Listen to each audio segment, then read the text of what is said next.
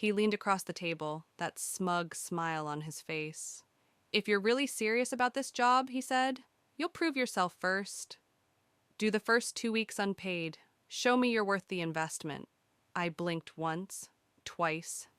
Did he think I was desperate? That I'd jump at scraps just to be accepted? I paused, then smiled. Sure, I said. I'll prove myself. But not in the way he expected. That night, I opened my laptop and deleted the job offer. Instead, I opened a blank page titled Startup Strategy, Value on My Own Terms. I wasn't going to give my talent away for free. If he didn't value it, I would find people who did. Or, better yet, I would create value myself. That moment didn't feel like rejection. It felt like redirection. I began by listing all the work I had done in previous companies that had gone unnoticed. The systems I streamlined, the clients I kept, the revenue I preserved. I created a silent resume of impact, not titles. Then I researched what the market was missing. Tools for women entering leadership roles. Strategies that spoke their language. Solutions built from experience, not theory. By the end of the week, I had a concept, a business plan, and a name. Empower Frame. He emailed me a few days later, still waiting for your response. I didn't reply. Instead, I registered a domain, launched a simple landing page, and began writing weekly insights for women professionals. Within a month, my mailing list hit 1,000 subscribers. People started replying to my emails. This made me feel seen. I thought I was the only one. Thank you for putting words to what I feel. He wanted me to work for free. Now people were paying me to speak their truth. I wasn't proving myself to him anymore. I was proving what I had always known.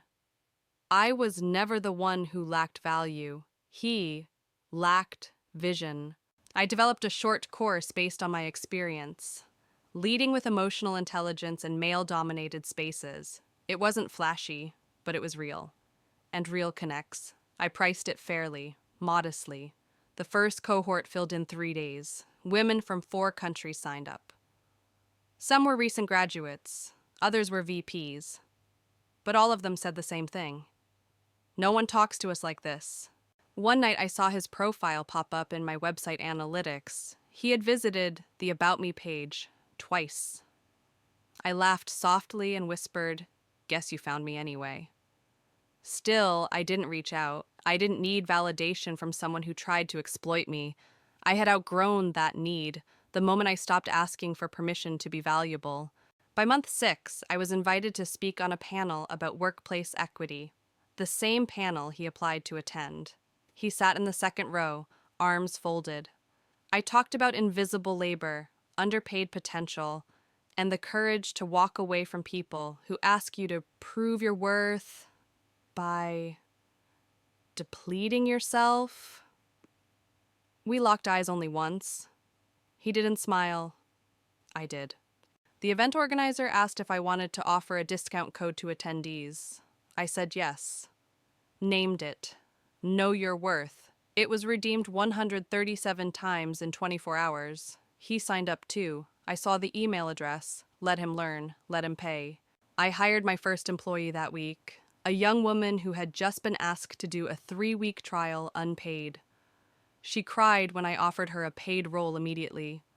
"You're the first one who said yes without making me prove I deserve it," she whispered. I said, "You don't need to prove your worth. You need to protect it." We expanded into workshops, then coaching, then a podcast. Not fast, not viral, but steady, authentic. Every woman we helped became part of our ecosystem. It was never about revenge. It was about creation. One day a client reached out with a special request. Her company wanted me to speak at their leadership summit. The company? His company, I smiled. They didn't know I was the candidate he let go. I accepted. At the summit, I stood on stage in front of 300 executives. He stood at the back. Not once did he look me in the eye. After my talk, people lined up to speak with me. He didn't. He didn't have to. He already knew. That night, I got an email. Subject, apology. I opened it. He said he was sorry, that he had misjudged me, that he had learned. I didn't reply, because I wasn't building a life to get an apology. I was building a world where no woman needed one to feel powerful. 2 years later, Empower Frame became a six-figure business. We had a team. We had an impact. We didn't work for exposure. We created it. We didn't hustle for crumbs. We baked our own table. And we pulled up seats for others. They asked me once in an interview, "What gave you the courage to walk away that day?" I said, "It wasn't courage. It was clarity. I didn't need to prove myself. He needed to prove he deserved me.